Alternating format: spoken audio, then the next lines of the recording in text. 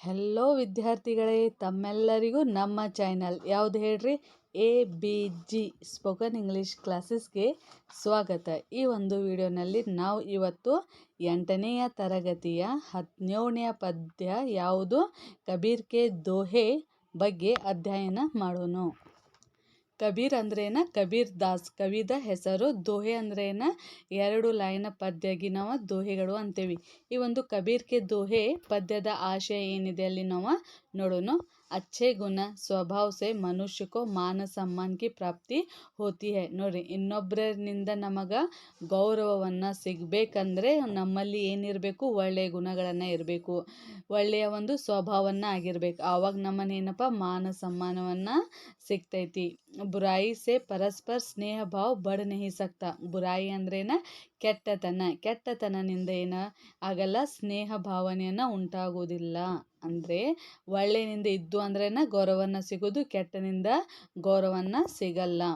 ಮನ ವಚನ ಅವ್ರ ಕರ್ಮಸೆ ಪವಿತ್ರ ರಹೋ. ಮತ್ತು ನೋಡ್ರಿ, ಮನಸ್ಸಿನಿಂದ, ಮಾತುಗಳಿಂದ ಮತ್ತು ಕರ್ಮನಿಂದ ಪವಿತ್ರ ಇರ್ರಿ ಅಂತ ಹೇಳತ್ತಾರ.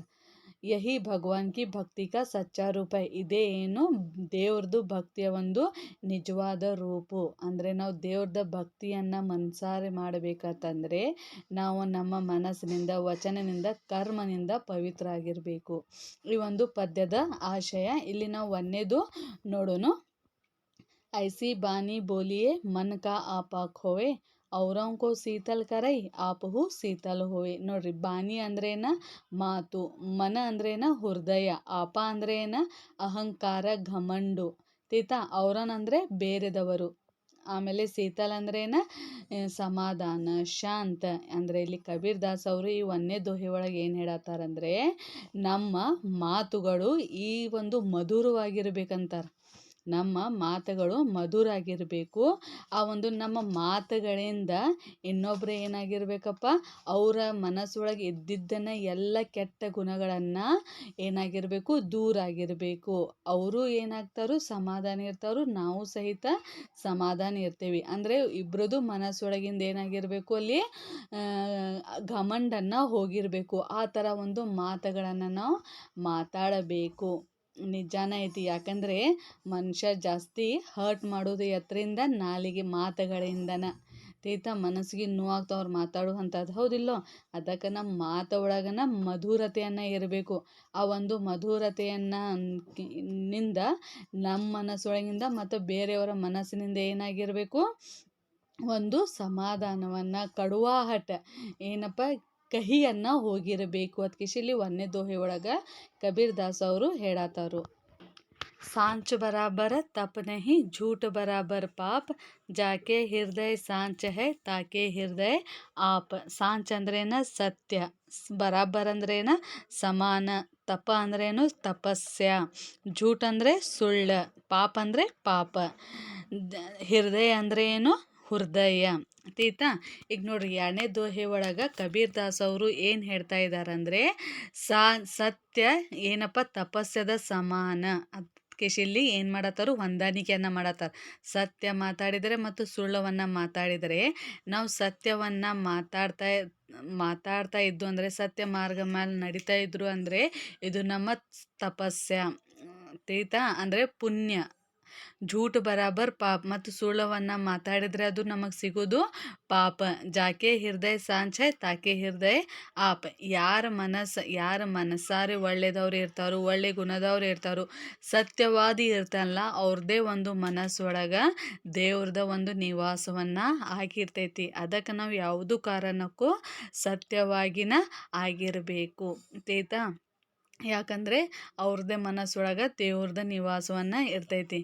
ಯಾವುದು ಸತ್ಯವನ್ನು ತಪಸ್ಯ ಸಮಾನ, ಝೂಟ ಪಾಪದ ಸಮಾನ ಅದಕ್ಕೆ ಇಲ್ಲಿ ಹೇಳತ್ತಾರು. ನೋಡ್ರಿ, 3ನೇ ಒಳಗೆ ಏನು ಹೇಳತ್ತಾರೋ, ಬಡಾ ಭಯ ತೋ ಕ್ಯಾ ಭಯ, ಜೈಸೆ ಪೇಡ್ ಖಜೂರ್, ಪಂಥಿ ಕೋ ಛಾಯಾ ನಹಿ, ಫಲ್ ಲಾಗೆ ಅತಿ ದೂರ. ಬಡ ಅಂದ್ರೇನ ದೊಡ್ಡ, ತೀತಾ.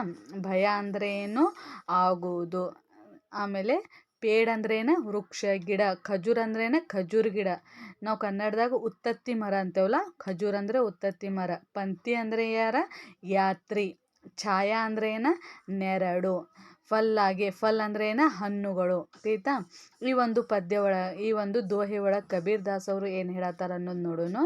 ಬಡಾ ಭಯ ತೋ ಕ್ಯಾ ಭಯ ಜೈಸೆ ಪೇಡ್ ಖಜೂರ್. ನೋಡ್ರಿ, ಇಲ್ಲಿ ಒಬ್ಬ ವ್ಯಕ್ತಿಗೆ ಮತ್ತು ಆ ಒಂದು ಮರಕ್ಕೆ ಏನು ಮಾಡತ್ತಾರ ಇಲ್ಲಿ ಕಬೀರ್ ದಾಸ್ ಅವರು ಹೊಂದಾಣಿಕೆಯನ್ನ ಮಾಡತ್ತಾರ. ಈಗ ನೋಡ್ರಿ, ಆ ಒಂದು ಯಾವುದಪ್ಪ ಉತ್ತತ್ತಿ ಮರ ನೋಡಾಕ ಎತ್ತರವಾಗಿ ಇರ್ತೈತಿ, ಹೌದಿಲ್ಲ? ಸೇಮ್ ತೆಂಗಿನಕಾಯಿ ಗಿಡ ಹಂಗೆ ಫುಲ್ ಎತ್ತರವಾಗಿ ಇರ್ತೈತಿ. ಅಂಥ ದೊಡ್ಡದು ಗಿಡ ತಗೊಂಡು ಏನು ಮಾಡೋದೈತಿ?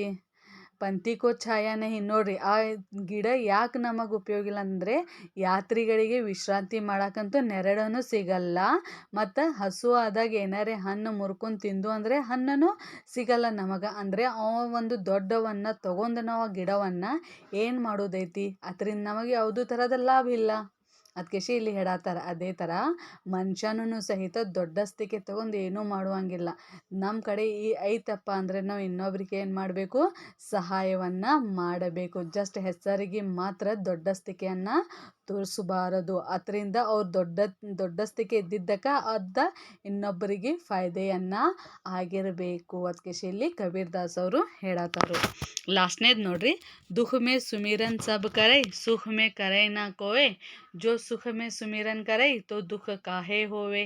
ದುಃಖ ಅಂದ್ರೇನ? ದುಃಖ. ಸುಮಿರನ್ ಅಂದ್ರೇನ? ಸ್ಮರಣೆಯನ್ನ ಮಾಡೋದು. ಆಮೇಲೆ ಕಾಹೆ. ನೋಡ್ರಿ, ಇಲ್ಲಿ ಎಷ್ಟು ಚಂದ ಹೇಳತ್ತಾರ ಕಬೀರ್ ದಾಸ್ ಅವರು. ದುಃಖ ಮೇ ಸುಮಿರನ್ ಸಬ್. ಈಗ ನಾವು ದೇವ್ರನ್ನ ನೆನೆಸ್ತೇವಿ. ಯಾವಾಗ ಪೂಜಾ ಪಾಠ ಯಾವಾಗ ನೆನೆಸ್ತೇವೆ ನಾವು ದೇವರಿಗೆ? ನಮಗೆ ದುಃಖವನ್ನು ಬಂದಾಗ, ನಮ್ಮ ಮೇಲೆ ಕಷ್ಟಗಳನ್ನು ಬಂದಾಗ, ಸಮಸ್ಯೆಗಳನ್ನು ಬಂದಾಗ ಮಾತ್ರ ನಾವೇನು ಮಾಡ್ತೇವೆ? ದೇವರನ್ನು ನೆನೆಸ್ತೇವೆ. ಸುಖ ಮೇ ಕರೈನಾ ಕೋಯ್. ಸುಖ ನಾವು ಖುಷಿ ಒಳಗೆ, ಸಂತೋಷ ಒಳಗೆ ಇದ್ದು ಅಂದರೆ ನಾವು ದೇವರನ್ನು ನೆನೆಸಲ್ಲ. ನಿಜಾನೇ ಐತಿ, ಹೌದಿಲ್ಲ? ಜೋ ಸುಖ ಮೇ ಸುಮಿರನ್ ಕರೈ ತೋ ದುಃಖ ಹೇ ಹೋವೆ. ನೋಡ್ರಿ, ಯಾರು ಸುಖ ಒಳಗೂ ಸಹಿತ ದೇವರನ್ನು ನೆನೆಸ್ತಾ ಇರ್ತಾರಲ್ಲ, ಅವ್ರಿಗೆ ದುಃಖವನ್ನು ಬರಾಕನೇ ಹೋಗಲ್ಲ. ನಾವು ಹೆಂಗದೇವಿ? ನಮ್ಮ ಆಗಾದ ಪೂರ್ತಿ ಮಾತ್ರ ನಾವು ದೇವರನ್ನು ನೆನೆಸ್ತಾ ಇರ್ತೀವಿ. ಈಗೇನಪ್ಪ, ನಮ್ದು ಇಂಟರ್ವ್ಯೂ ಐತಿ, ದೇವರನ್ನು ನೆನೆಸ್ತೇವೆ. ಎಕ್ಸಾಮ್ಗೆ ಹೋಗೋ ಟೈಮ್ಗೆ ನಾವೇನು ಮಾಡ್ತೀವಿ? ದೇವರನ್ನು ನೆನೆಸ್ತೇವೆ. ಆಮೇಲೆ ನಮ್ದು ನೆನೆಸಿದ್ದಕ್ಕೆ ದೇವರು ನಮ್ದು ಸಹಾಯವನ್ನು ಮಾಡ್ತಾನೋ. ಆದರೆ ಅದನ್ನು ನಾವು ಸಿಕ್ತಪ್ಪ ಅಂದರೆ ನಾವು ದೇವರನ್ನು ಒಟ್ಟ ನೆನೆಸಲ್ಲ ನಾವು, ಹೌದಿಲ್ಲೋ? ಎಷ್ಟು ಚಂದ ಹೇಳತ್ತಾರ. ಯಾಕಂದರೆ ನಾವು ದುಃಖ ಒಳಗನ ದೇವರನ್ನು ನೆನೆಸ್ತೇವೆ, ಸುಖದಾಗ ಒಟ್ಟ ನಾವು ದೇವರನ್ನು ನೆನೆಸಲ್ಲ. ಆಮೇಲೆ ನಾವು ದುಃಖ ಬರೋದು ಕಾರಣ ಏನ? ನಾವು ಸುಖ ಒಳಗನು ಸಹಿತ ದೇವರನ್ನು ನೆನೆಸಿದ್ರೆ ನಮಗೆ ದುಃಖವನ್ನು ಬರಲ್ಲ. ದುಃಖ ಯಾವಾಗ ಬರಂಗಿಲ್ಲ? ಸುಖ ಒಳಗೂ ನಾವು ದೇವರನ್ನು ನೆನೆಸಿರಬೇಕು, ನೆನೆಸ್ತಾನೆ ಇರಬೇಕು. ಅದಕ್ಕೆ ಇಲ್ಲಿ ಕಬೀರ್ ದಾಸ್ ಅವರು ಹೇಳತ್ತಾರು. ಮಕ್ಕಳೇ, ನಿಮಗೆ ಈ ಒಂದು ಪದ್ಯವನ್ನು ತಿಳಿದೈತೆ ಅದಕ್ಕೆ ಅನ್ಕೋತಾ ಇದ್ದೀನಿ. ಯಾವುದೂ ಥರದ ಈ ಒಂದು ಪದ್ಯಕ್ಕೆ ಸಂಬಂಧಪಟ್ಟಿದ್ದ ಏನಪ್ಪ ನಿಮಗೆ ಸಮಸ್ಯೆಗಳನ್ನು ಇದ್ದು ಅಂದರೆ ಕಮೆಂಟ್ಸ್ ಮುಖಾಂತರ ನೀವು ಕೇಳಬಹುದು. ಧನ್ಯವಾದಗಳು.